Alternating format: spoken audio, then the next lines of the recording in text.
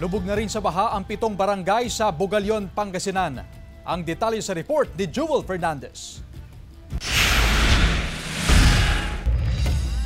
Sa datos ng Bugalyon MDRRMO, umabot na sa 371 individual ang inilikas sa bayan dahil sa epekto ng pag-ulan na bunsod ng habagat.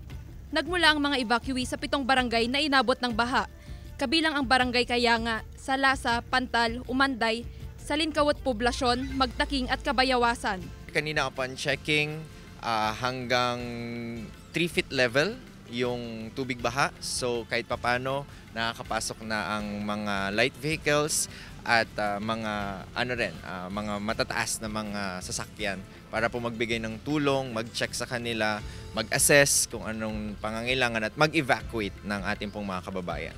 Bawat pamilya may tent sa loob ng evacuation center at naibibigay naman ang kanilang mga pangangailangan tulad ng pagkain, hygiene kit, mga gamot at bitamina. Ang pamilya ni Annalyn nagpasyang lumikas kagabi, kasama ang asawa at 3 anak dahil umabot na sa hita ang baha sa kanilang barangay sa Salinkawot Poblasyon. Mas maganda nga po dito kaysa doon po sa amin kasi pag nahulog yung mga bata po, kawawa po sila. Yung mga evacuees namin, nasa 5 evacuation center sila. So far, syempre, ang unang gagawin namin is yung shelter muna ang sisiguraduhin, tapos yung food.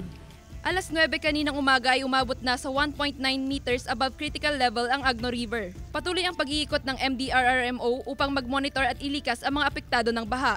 Inaasahan na tuloy-tuloy na makararanas ng katamtaman hanggang sa malalakas na buhos ng ulan dahil sa habagat. Kasama si Ron Taniedo, Jewel Fernandez, One North Central Luzon.